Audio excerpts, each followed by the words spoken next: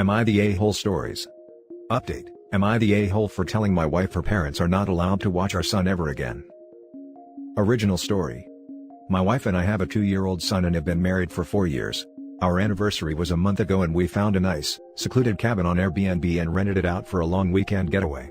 My wife asked her parents if they would be willing to watch our son, and they agreed, as long as we dropped him off at their house. That worked for us since it was on our way anyway. I was raised Lutheran and my wife was raised Catholic, but neither of us currently go to church and have not had our son baptized. My mother-in-law knows this and hates it. She thinks our son needs to be baptized or he will burn in hell. She's that kind of Catholic. So, we go on our trip and when we pick up our son and ask how the weekend went, mother-in-law says everything went fine, and that she has saved my son's soul from the devil. I ask her what she meant, and she says she had our son baptized that morning at her church. I tried my best to keep my cool so I didn't scream at mother-in-law in front of my son, but I pretty much grabbed my son and left.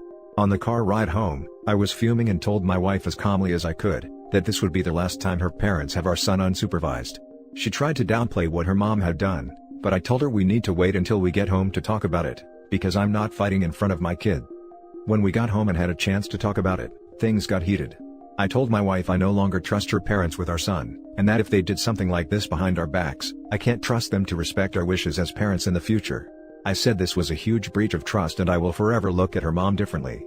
She continued to try to defend her mom, saying that she was only doing what she thought was best for her grandson. She even downplayed it by saying that it's just a little water and a few words and we don't go to church anyway, so what does it matter? I told her that under no circumstances will I allow her parents to watch our son by themselves again. I said that we can still let them see their grandson, but only if we are present. I also said that if she doesn't see what the big deal is with this situation, that maybe we aren't on the same page as parents and maybe we need to see a counselor. She started crying and said that this isn't the kind of decision I get to make on my own, and I'm an a-hole for trying to tell her what kind of relationship her parents can have with our son. I told her that I no longer have any trust or respect for her parents, and that I don't know if there's anything they can do to repair that. I told her I don't care if that makes me an a-hole, but what her parents did was unforgivable in my eyes, and they put themselves in this position to lose privileges with our son. She's been trying to convince me to change my mind for the last month, but I'm not budging. To me, this is a hill I'm willing to die on. Now for the top comments. Not the a-hole. These types of baptisms violate church law, and if it actually was done by their priest you should contact the bishop and file a complaint. Is a secret baptism against the parents' wishes the right thing to do? No. In fact, the church prohibits a secret baptism without the knowledge or approval of the parents. I did not know this. Thank you for this, I will be doing that ASAP. I was going to say something along these lines as well. There were a number of hoops to jump through when my kids were baptized. One of which included going to a class and signing paperwork. It's possible your mother-in-law is lying or that it's not an official baptism. Not the a-hole. That was a huge breach of trust. Nothing religious should be done unilaterally, either by the parents or in this case, grandparents. I do agree that counseling would be a good avenue for you both to get on the same page. Also, apparently you're an a-hole for telling her that her parents can no longer see your son unsupervised, but they aren't a-holes for the unauthorized baptism? What? I'm guessing OP's wife has the opinion of oh, it doesn't mean anything since we aren't religious, and it makes my mom feel better, so what's the harm? Which is pretty fair. The act of the actual baptism is kinda whatever, since neither of them are religious. The issue is that, the mother-in-law did this, knowing it was against the parents' wishes, behind their backs. I think the wife is missing that point.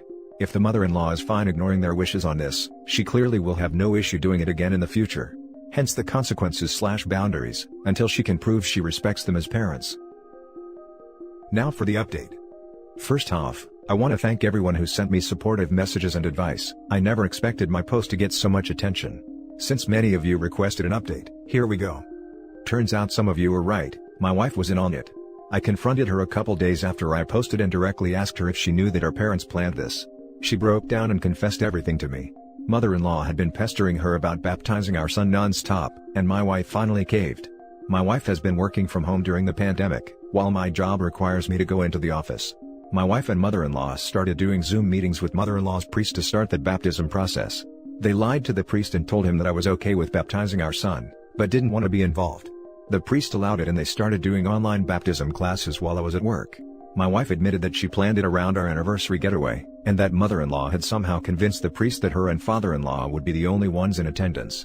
My wife told me that I wasn't supposed to find out, but mother-in-law couldn't keep her mouth shut for even one day about it. Their intention was to keep this from me permanently. I did contact the church to let them know the truth. I talked with the priest and he was surprisingly helpful. He said he would take the proper steps to make sure mother-in-law is no longer welcome in their church, and to reach out to the local parish to see what further steps need to be taken. I have yet to hear back from them on that. My wife and mother-in-law are mad that I got her kicked out of her church, but I don't care what they think or feel anymore. These people who I love and trust, had betrayed me and I felt a range of emotions I didn't know existed. My wife begged for forgiveness, but the fact that she didn't come clean on her own, makes me feel she would have kept this from me unless I confronted her. She's willing to do therapy, counseling, whatever it takes. I don't know if I want to put in that work. I feel like there's no coming back from this. I contacted a divorce lawyer and started discussing what a divorce would look like, and if there is any way I can add provisions to a divorce agreement that would keep my in-laws from seeing my son unsupervised. He's been very helpful, but I have not given him the go-ahead to actually file for divorce yet. I feel I am still too angry about the entire thing to think rationally and want to give myself time to fully grasp what a divorce will mean for me and my family. My wife and I aren't talking much. I pretty much go to work, come home to play with my son, go to bed, and repeat. I don't know what the future is going to bring, but I do know that without the support and help from people here, I don't think I would have the clarity I do now. Now for the top comments. I'm sorry you're going through all this, and I'm particularly sorry the one person you should be able to trust in this mess, is on the wrong side. If you don't feel like therapy with her would be productive right now, maybe consider going on your own to see if you can sort through the anger enough to figure out the path ahead.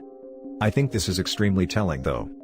My wife and mother-in-law are mad that I got her kicked out of her church. You did not get mother-in-law kicked out. The priest, aka the person with more incentive to be concerned about your child's spiritual well-being than your feelings than anyone else in this situation, looked at the matter objectively and went, "This is not what God wants, and our community doesn't want it either." The fact that this hasn't prompted a similar, "Wow, we really were out of line, weren't we?" realization from your wife is not encouraging, to say the least. I'm floored by the fact that mother-in-law lied to the priest. As a Catholic myself, the thought would never even cross my mind. Mother-in-law thinks she's so holier than thou but thinks it's okay to lie like that? In my opinion, she's not a Catholic, she's a bigot. Your mother-in-law still has control over your wife, and maybe your wife's eagerness to please her mother outweighs her loyalties to you? My mother-in-law started planning on doing the same to our son, who was baptized, but just not in her church/religion. My husband and I said nope. My mother-in-law never babysat my kid anyway, so she never had access to him without us being there. But my husband standing up was crucial. The fact that his wife chooses her mother over her husband is the real issue here. Well, at least one of the real issues. It's great to see spouses as a strong unit. Back in my 50s when my grandparents had their first kid, my granddad's parents tried to push them to baptize their daughter Catholic, even though they'd agreed to raise the kids Orthodox, so my grandmother wouldn't be excommunicated. And luckily my grandfather basically told them to stop pushing it or F off. Glad you haven't given the divorce papers yet, and you have a lawyer advising you. Do not make any decisions when you are angry. Take time to see if this is what you really want. Now for the last story. Am I the a-hole for refusing to accept my son's relationship with his stepsister? Some backstory: when my son Nathan was 2, he met a friend in his daycare class, who we'll call Abby. Her dad, Jack, was one of the only other single parents there, as his wife had left after Abby was born. Jack and I bonded over our children and ended up dating for a year and a half before getting married, and we had our daughter Eliza less than a year later. Jack and I always raised all 3 of our children the same, and though they knew that Nathan had a different dad and Abby had a different mom, we had never thought to question if they saw each other as siblings. Then, last week, Abby and Nathan sat Jack and I down and told us that they had something important to say. Abby started in about how for the past few years her and Jack had been in a romantic relationship. She said that it happened after they were both adults, that they had gone to relationship counseling when it first started, and that they were seriously thinking about marriage. Nathan then told us that they had admitted to having feelings for each other as teenagers, but had never acted on it because they were afraid of ruining their friendship, hurting each other, and most of all what we would think. At this point, Jack looked at me, grabbed my hand and hugged our children. He told them that he was sorry for us keeping them apart and that he could tell how happy they are together. I just got up and left. Where I might be the a-hole. My husband is right, they do look happy together. In fact, I've never seen my son or daughter happier. But I just can't accept this. I haven't responded to any of their messages or calls, and pretended I wasn't home when they tried to visit during the day. I've been fighting with Jack since this happened, even so far as telling him that if it were my choice, they would never have my blessing, and I would put them both in therapy for having incestuous desires. This really upset him, and the fighting got so bad that I had him sleep in the guest house. I've never gone this long without talking to my children. I've never fought my husband. I have no idea how to navigate this, and every time I think about it, their whole relationship just makes me sick and angry. That being said, I know I'm hurting my children. I know I'm hurting my husband. Where Jack might be the a-hole. Since Abby and Nathan told us of their relationship, Jack has been going on tirades about how unsupportive I am, about how bad of a mother I am, and about how I didn't do this to Eliza, she's gay, and he's been comparing her and her girlfriend's relationship to Nathan and Abby's. He's even threatened me with divorce, how he would get full custody of Eliza, she's 17, and how he would take me to the cleaners if I didn't accept our children. He hasn't talked to Nathan or Abby about my reaction, but he has threatened to. So, Reddit. Am I the a-hole? Edit. Both of my children have admitted the therapist did not know they were raised together, at all. Edit 2. Sorry, it's getting hard to respond to everyone. Yes, we are going into therapy together. No, I'm not still ignoring my children. Now for the top comments. I'm so confused over the comments. Nathan and Abby were raised as siblings since they were toddlers and share a sibling not much younger than them. This isn't a case of you and Jack meeting when your children were all grown, or possibly a much younger sibling they didn't see much, or even living in different houses throughout their childhoods. They were raised as brother and sister, and while they don't share blood, they do have a sister together. I think your reaction is completely normal and justified. Yeah, once again the comments are mental. One mad effer is really asking, is this a hill you want to die on? They've been raised with each other as siblings since they were 2 years old. This isn't as if it was two older children being forced under the same roof, who perhaps might not view each other in the same way biologically related siblings would. They almost certainly won't remember a time when they weren't raised together as brother and sister. They are as much siblings as any other brother and sister. All these commenters looking at this through a biological lens are pretty creepy and disgusting, honestly.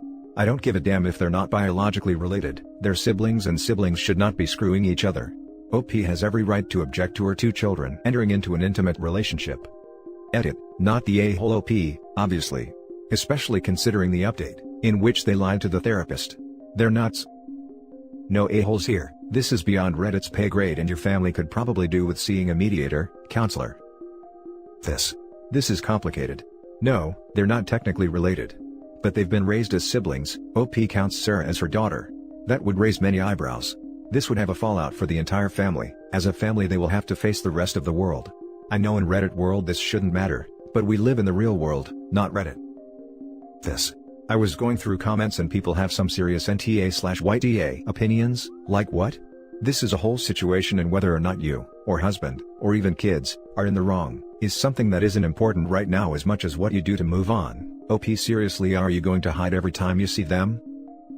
You're the a-hole. They are adults and it sounds like they took the correct steps before starting a relationship. If you continue, you'll lose everything. Is this a hill you're willing to die on? Perhaps, you should consider therapy to work through your issues with their relationship. After all, they aren't biologically related so this isn't incest. You can't force them to feel like siblings just because they grew up together. And that's it for this video guys. If you have thoughts to share, leave a comment below. Don't forget to hit like and subscribe if you like this content. Turn the notification on to get updated on my latest posts. I'll catch you in the next one. Good day everyone.